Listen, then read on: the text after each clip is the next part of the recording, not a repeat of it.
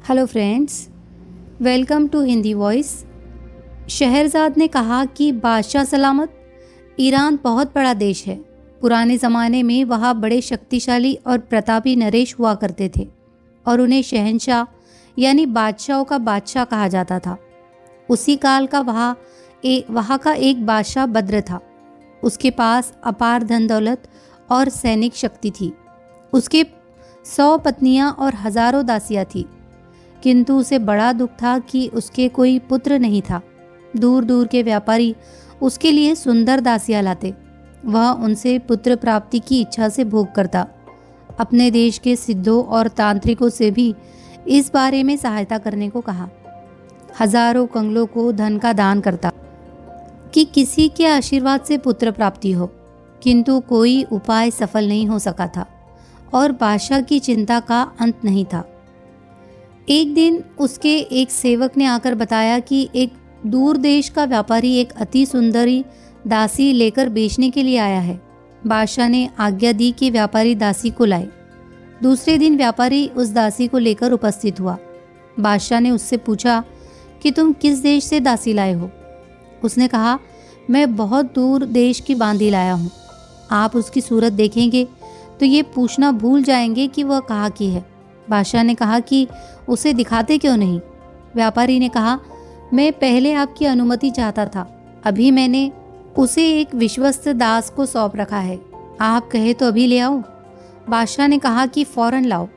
व्यापारी ने लाकर दिखाया तो बादशाह ने देखा कि दासी वास्तव में अजीब सी छटा बिखेर रही है।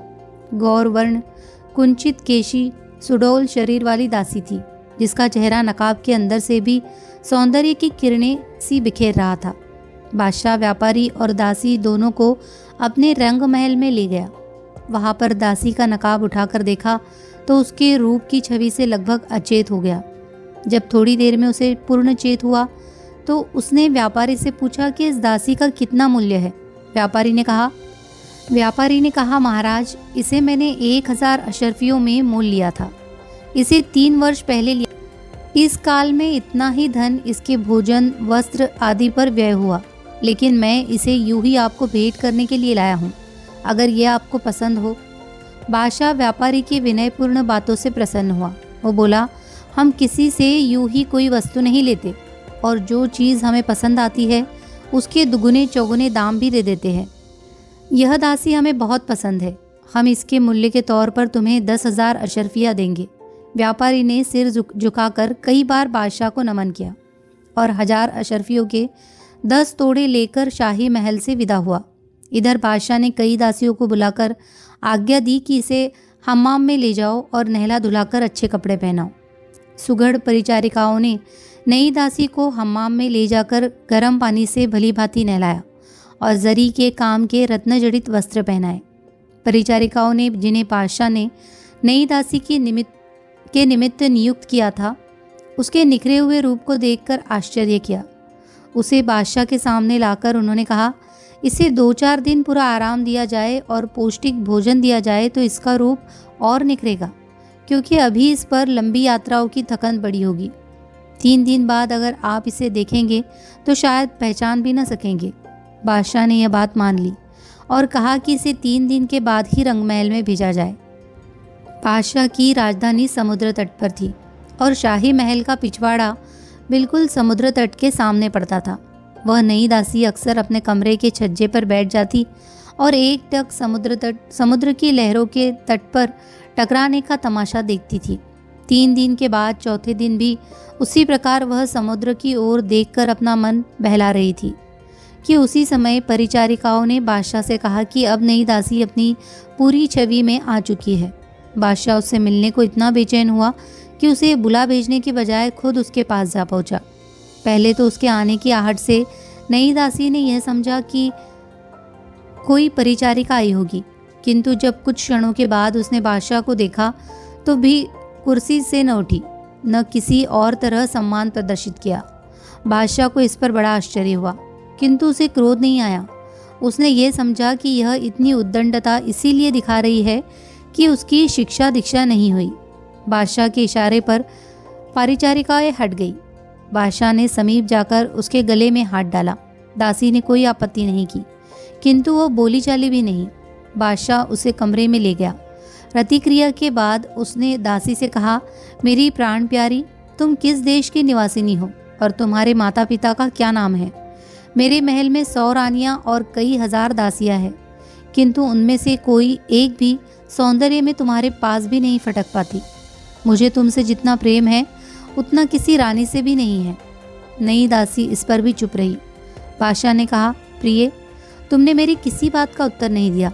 कुछ तो बोलो, ताकि मैं जैसे तुम्हारे सुंदर मुखमंडल से आनंदित होता हूँ वैसे ही तुम्हारे मीठे वचनों को सुनकर भी तृप्ति प्राप्त करूँ।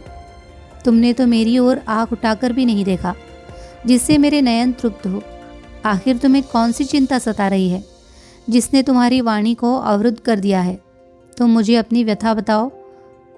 अगर तुम अपने माँ बाप को याद कर रही हो तो उनका मिलना तो असंभव है। हाँ, इसके अतिरिक्त तुम जो कुछ भी चाहो उसे तुम्हारी सेवा में उपस्थित कर दिया जाएगा। बादशाह ने उससे इस प्रकार की बहुत सी बातें की, किंतु दासी मुंह नीचा किए भूमि की ओर ही देखती रही। बादशाह फिर भी उससे क्रुद्ध न हुआ। उसने परिचारिकाओं को आवाज़ दी और उनसे भोजन मंगवाया। वह स्वयं भी खाने लगा और अपने हाथ से स्वादिष्ट व्यंजनों के ग्रास नई दासी के मुख में देने लगा। वह खाती रही, किंतु चुप ही रही। फिर बादशाह ने आज्ञा दी कि गायन, वादन और नृत्य का आयोजन किया जाए। इस पर भी वह चुप रही। बादशाह ने दासी की परिचारिकाओं से पूछा कि यह कभी बोलती भी है या नहीं। उन्होंने कहा कि किसी ने इसे बोलते क्या मुस्कुराते भी नहीं देखा। खैर, बादशाह ने रात भर उससे विहार किया और तय किया कि उसके अतिरिक्त किसी से संभोग न करेगा। इस निर्णय के बाद बादशाह ने कुछ दासियों को सेवा कार्य के लिए रखकर बाकी दासियों और सभी रानियों को बुलाकर उन्हें काफ़ी धन देकर स्वतंत्र कर दिया कि वे जहाँ चाहे जाए और जिससे चाहे विवाह करे।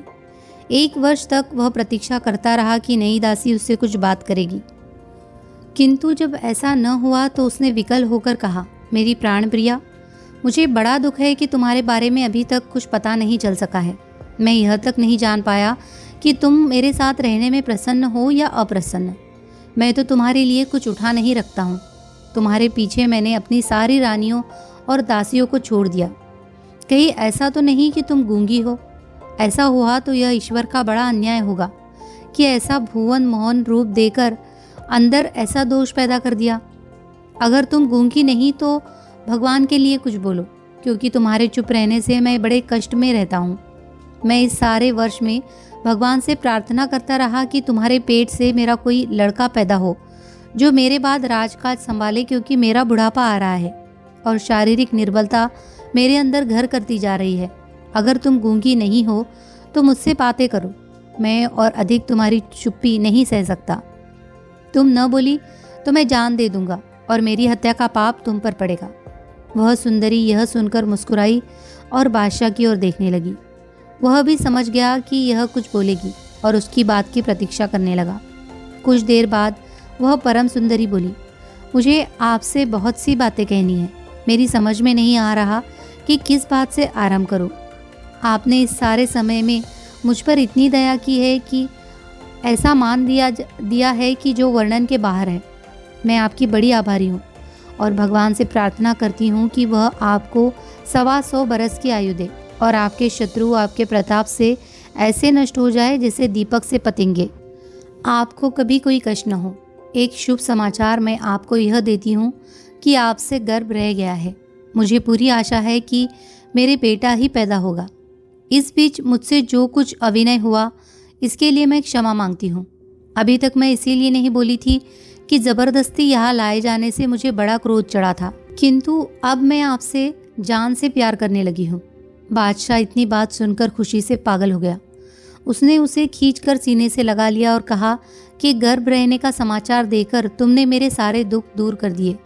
यह कहकर बाहर आया और मंत्री को यह शुभ सूचना देकर कहा कि फौरन 1 लाख अशरफिया गरीबों और भिखारियों में बंटवा दो। मेरे राज्य में कोई दीन दुखी न रहे।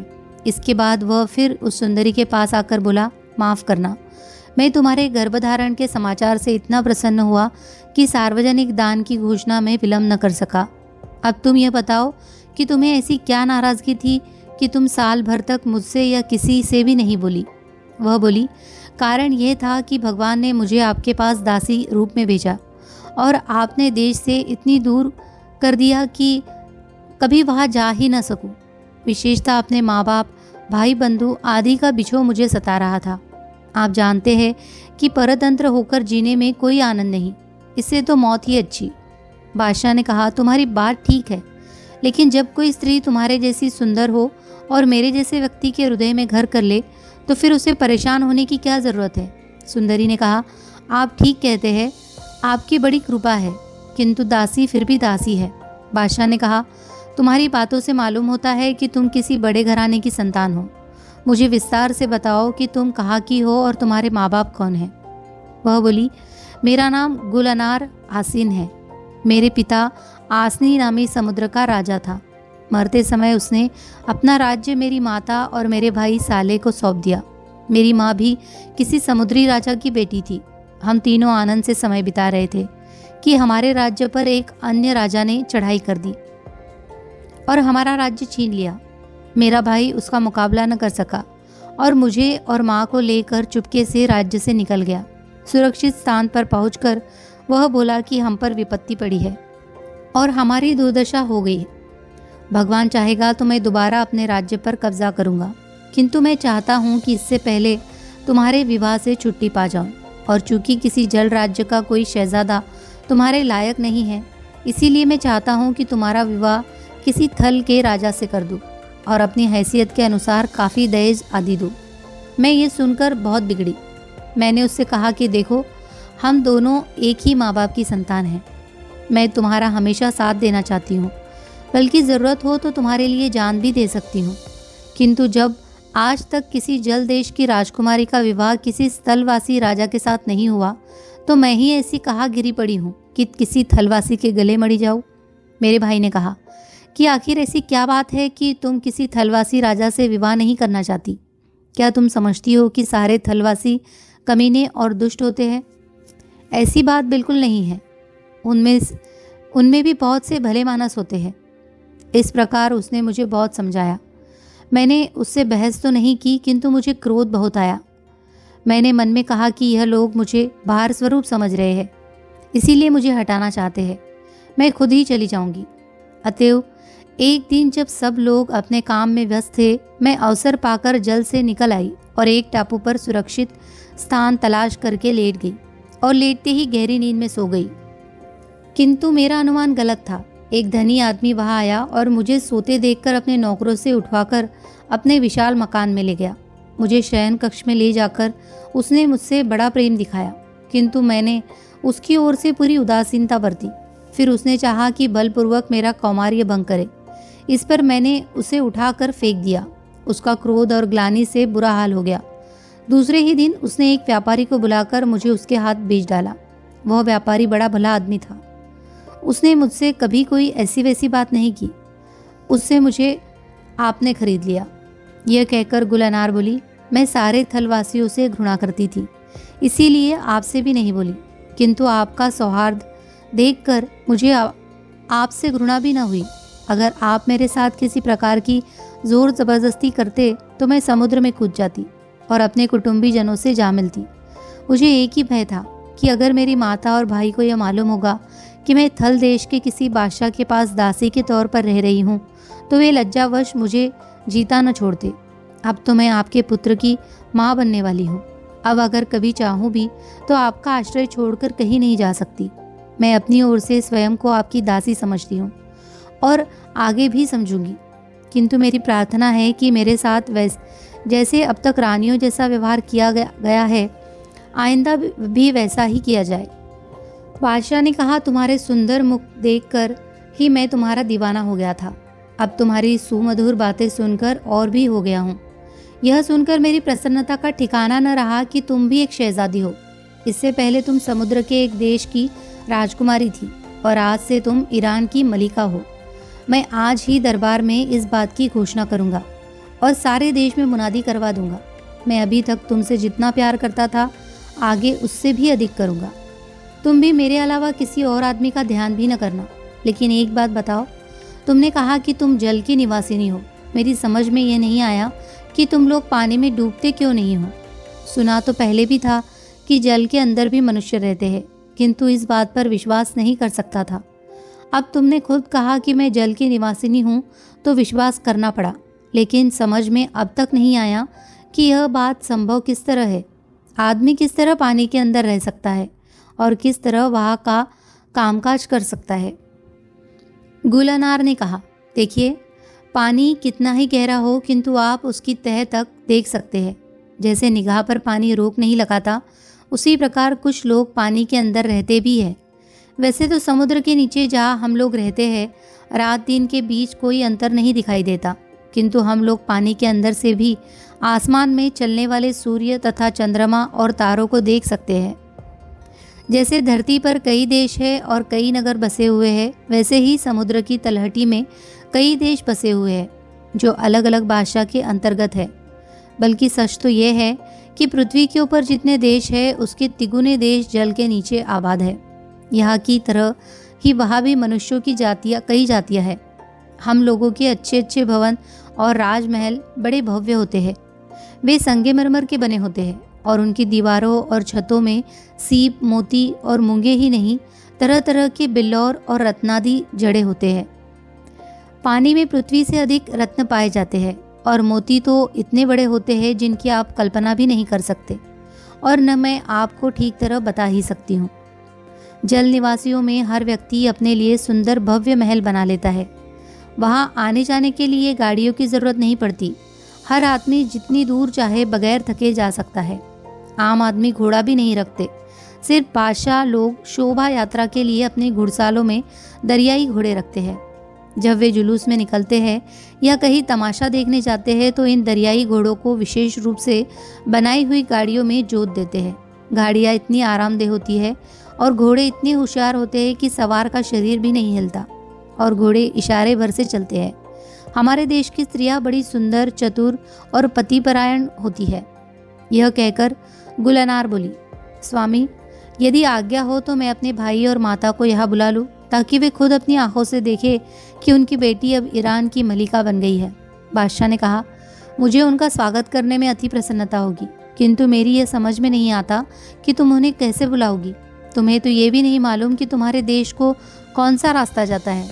गुलनार बोली, वह सब मुझ पर छोड़िए, आप सिर्फ कुछ देर के लिए बगल वाले भवन में बैठे और तमाशा देखे। मलिका गुलनार ने अपनी दासी से आग मंगवाई। फिर उसने कहा, तू बाहर जा और कमरे का द्वार बंद कर दे और जब तक मैं न बुलाऊं यहाँ ना आना। दासी के जाने पर उसने एक संदूकचे से एक चंदन का टुकड़ा निकालकर आग पर डाल दिया और जब उसमें से धुआं उठने लगा तो वह कोई मंत्र पढ़ने लगी। बादशाह उस मंत्र के शब्द बिल्कुल न समझ सका और आश्चर्यपूर्वक मलिका की ओर देखता रहा। मंत्र जो ही समाप्त हुआ कि समुद्र की सतह ऊंची होने लगी और समुद्र बढ़ते बढ़ते राजमहल से जा लगा। कुछ देर बाद समुद्र का पानी फट गया और उसमें से एक सुंदर युवक निकला। उसकी मूछें पानी की तरह हरी थी। फिर एक शालीन प्रौढ़ महिला निकली जिसके पीछे 5 सुंदर युवतियाँ थीं। गुलनार ने पानी के किनारे खड़े होकर उन सबका अभिवादन किया। 2-4 क्षणों में वे लोग किनारे आ गए। युवक का नाम सुल्तान सालेह था और वह मलिका गुलनार का भाई था। प्रौढ़ स्त्री गुलनार की माँ थी। किनारे पर आकर सालेह तथा उसकी माँ ने गुलनार को गले लगाया और उसके मिलने पर आनंद के आंसू बहाए। गुलनार ने अपने भाई, माँ और उनके साथ आए लोगों का यथोचित आदर सत्कार किया। उसकी माँ ने कहा, बेटी, तुम्हारे वियोग में हम पर जो कष्ट पड़ा उसके वर्णन के लिए मेरे पास शब्द नहीं है। तुम्हारे भाई ने मुझे बताया था कि तुम किस बात पर रूठकर घर से निकल गई थी। हम लोग तो बराबर तुम्हारे लिए रोते रहे। अब तुम बताओ कि तुम इस बीच कहाँ रही और तुम पर क्या क्या बीती और यहाँ किस तरह पहुँची। यह सुनकर गुलनार अपनी माँ के चरणों पर गिर पड़ी। फिर कुछ देर बाद सिर उठाकर बोली, वास्तव में मुझसे बड़ा भारी अपराध हुआ जो आप लोगों को इस प्रकार छोड़कर चली आई। मुझ पर बड़ी बड़ी विपत्तियाँ पड़ी, किंतु अंत में मैं इस सुखद स्थान पर पहुँच गई। यहाँ आकर मुझे मालूम हुआ कि स्थल के बादशाह भी जल देशों के बादशाहों की तरह होते हैं। अब साले ने कहा, प्यारी बहन, जो हुआ सो हुआ। अब तुम हमारे साथ अपने देश को चलो। हम लोग तुम्हें अपने बीच पाकर आनंद से रहेंगे।